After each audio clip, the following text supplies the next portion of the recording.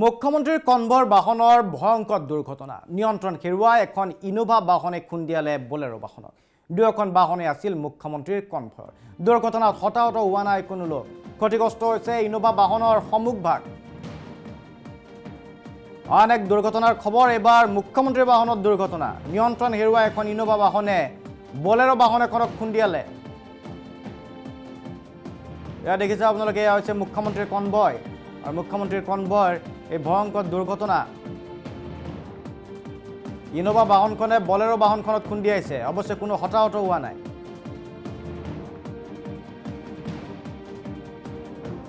কি কাৰণে মুখ্যমন্ত্ৰীৰ কনভয়ৰ বাহন দুৰ্ঘটনাগ্ৰস্ত হ'ল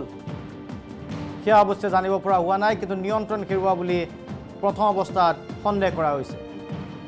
ইনোভা বাহনখনৰ সন্মুখভাগ ক্ষতিগ্ৰস্ত হৈছে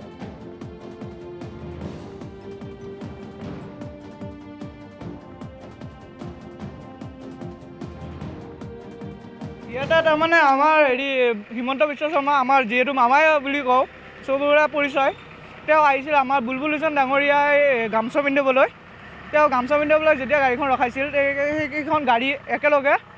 মানে ব্ৰেক মাৰোঁতে একেলগে খুন্দা খাইছে বেছি একো বিশেষ একো হোৱা নাই ৰখোৱাতে তাৰমানে গাড়ীকেইখন তাৰমানে ব্ৰেক চাগে মাৰাত দেৰি হ'ল সেইটো কাৰণে খুন্দা লাগি গ'ল গাড়ীকেইখন বহুত গাড়ী আহিছিল গাড়ী হৈছে যথেষ্ট দেখা পাওঁতে বেয়া হৈছে গাড়ী আছে ইয়াতে দেখাই দিব পাৰিব আপোনালোকে যাত্ৰীৰ একো হোৱা নাই যাত্ৰী চব ছেফ আছে অলপ আজি ৰাতিপুৱা 12টামান বাজিছে ন 12টামান বাজিছে ইয়াতে তাৰমানে আমাৰ হিমন্ত বিশ্ব শৰ্মা আমাৰ যিহেতু মামাই বুলি কওঁ চবৰে পৰিচয়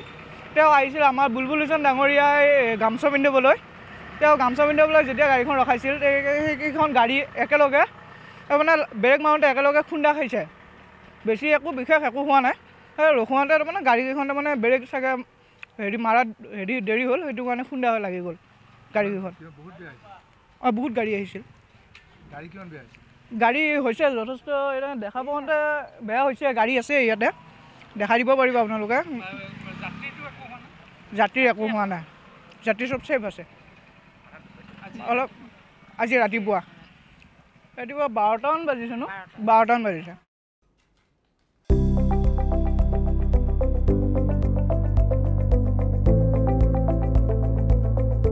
NB নিউজ সহজ সৰল ভাষাত নৱভাৰতৰ কথা